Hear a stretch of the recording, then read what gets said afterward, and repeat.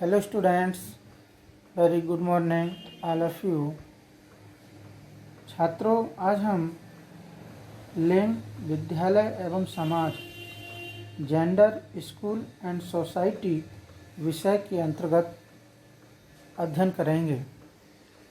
छात्रों, आज हम देखेंगे संस्कृति के सार्वभौम तत्व, यूनिवर्सल एलिमेंट्स ऑफ कल्चर। इसमें आज अलग अलग बिंदु दिए हुए हैं। इसमें एक देखेंगे संस्कृति की प्रकृति, नेचर ऑफ कल्चर, फिर संस्कृति के घटक जो कंपोनेंट्स हैं ऑफ कल्चर, संस्कृति की विशेषताएं हैं कुछ, करैक्टरिस्टिक्स ऑफ कल्चर, और लिंग, संस्कृति और शिक्षा, जेंडर, कल्चर एंड एजुकेशन। वैसे तो संस्कृति के संबंध में हमने प्रकार देखे, भारतीय संस्कृति में जाना आदि आदि। तो ये है क्या, ठीक है। हम अपना एक परिभाषा से मैं अपना स्टार्ट करता हूँ। Culture is a symbolic, continuous, cumulative and progressive process.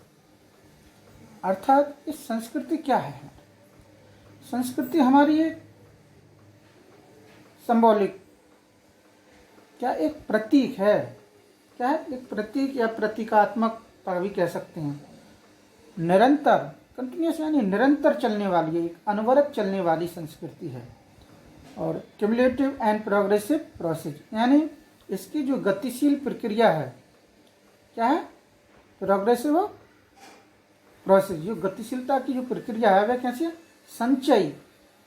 अर्थात यूँ कह सकते हैं कि संस्कृति एक प्रतीकात्मक, निरंतर, संचयी और गतिशील प्रक्रिया है। ठीक है स्टूडेंट, अब हम आगे बढ़ते हुए देखेंगे संस्कृति के सार्वभौम तत्व, यूनिवर्सल एलिमेंट्स ऑफ कल्चर।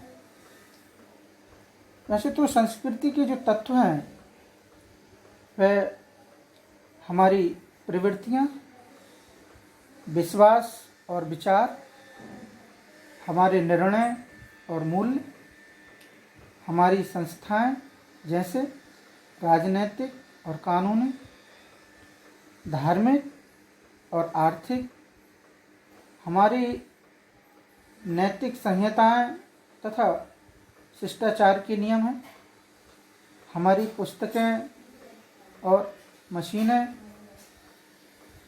हमारे विज्ञान, दर्श और दार्शनिक, ये सब और दूसरी बहुत सी ऐसी चीज़ें तथा प्राणी स्वयं भी अपने और विविध संबंधों में भी हैं। ये किसने कहा? ये अलेक्जेंडर महोदय ने। संस्कृति के हमारे जो तत्व हैं हमारी प्रकृति, विश्वास, विचार, निर्णय वगैरह। फिर भी क्लार्क विजलर ने संस्कृति के सार्वभौम तत्व सभी संस्कृतियों में पाए जाते हैं, परंतु इनके रूप अलग अलग होते हैं। उन्हीं संस्कृति के जो सार्वभौम तत्व हैं उन्हीं को मैं बताने का प्रयास करता हूँ। जैसे नंबर 1, पौराणिक तथा वैज्ञानिक ज्ञान आदि। नंबर 2, धार्मिक रीतियाँ और अंधविश्वास आदि। नंबर 3, कुटुंब, परिवार, विवाह और सामाजिक नियंत्रण आदि। नंबर 4, बोली, भाषा। क्रमांक 5, पार्थिव उपकरण जैसे भोजन, मकान आदि। क्रमांक 6, हमारी कलाएं। क्रमांक 7, संपत्ति, मूल्य, विनियम तथा व्यापार। और क्रमांक 8, सरकार और विधि। और अंत में क्या है? युद्ध। ठीक है, अब हम लेते हैं अगला बिंदु, हमारी जो है संस्कृति की प्रकृति कैसी है, हमारी नेचर ऑफ कल्चर। संस्कृति की जो प्रकृति है कुछ इस प्रकार की है, या यूँ कह सकते हैं अग्र प्रकार परिलक्षित होती है। जैसे हमारी अर्जित प्रकृति, गत्यात्मक प्रकृति, सामाजिक प्रकृति, आदर्शात्मक प्रकृति, समन्वयीकरण की प्रकृति, आवश्यकताओं की पूरक और उपयोजनायुक्त प्रकृति। ये सब क्या है हमारी, ये प्रकृति, संस्कृति की प्रकृति, नेचर ऑफ कल्चर। ठीक है, अब हम देखेंगे संस्कृति के घटक, कंपोनेंट्स ऑफ कल्चर, यानी संस्कृति के घटक क्या क्या हो सकते हैं। अब जैसा कि हम सभी को विदित है, हम सभी लोग जानते भी हैं, लेकिन फिर भी इसमें संस्कृति के घटक में जैसे विश्वास, दृष्टिकोण, आदर्श, मूल्य और हैं ऐसे समस्याओं को हल करने के तरीके या साधन, लिखित अलिखित इतिहास, हमारी लोक कथाएं, हमारे रीति रिवाज, आवास में किसी प्रकार का विश्वास जो चला आता है कि जो है आवास में पूजा घर किधर होना चाहिए, भोजनालय किधर होना चाहिए, दैनिक निवृत्ति के संसाधन किधर होने चाहिए, ये सब धार्मिक विश्वास हैं अपने, भाषा बोली, नैतिकता, पुरस्कार दंड प्रदान करने की व्यवस्था, मानव द्वारा बनाई गई वस्तुएं और व्यवहार करने की सामान्य शैली आदि। ठीक है, अब हम देखेंगे अगले बिंदु में संस्कृति की विशेषताएं, कैरेक्टरिस्टिक्स ऑफ कल्चर। संपूर्ण पर्यावरण का वह भाग जो मानव द्वारा बनाया गया है संस्कृति है, और शेष भाग प्रकृति। ठीक है, नेक्स्ट, संस्कृति एक पीढ़ी से दूसरी पीढ़ी को हस्तांतरित की जाती है। नेक्स्ट, संस्कृति एक मनुष्य से अधिक होती है और एक शरीर से अधिक होती है, अर्थात संस्कृति को कोई मनुष्य नहीं बनाता, ये बहुत से मनुष्यों के बनाने से बनती है। यानी एक व्यक्ति नहीं बना सकता, बहुत से मनुष्यों के बनाने से संस्कृति बनती है तथा एक व्यक्ति से ऊंची होती है।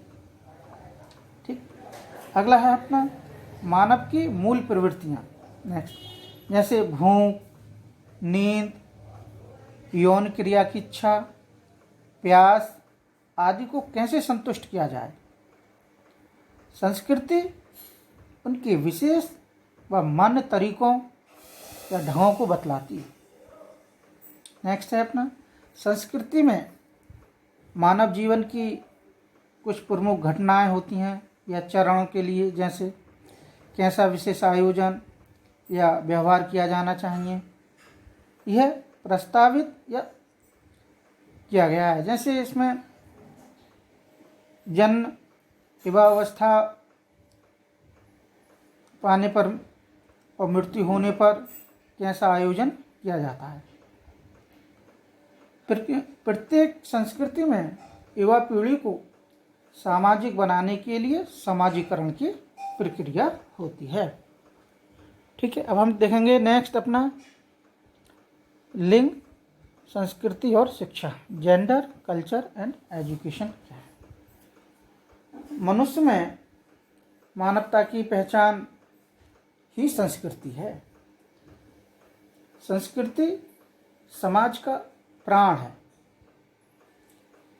शैली या पद्धति से तात्पर्य है जो किसी व्यक्ति को उसके पूर्वजों से विरासत में मिली है तथा उसके जीवन को समृद्ध और सफल बनाने में सहायक होती है।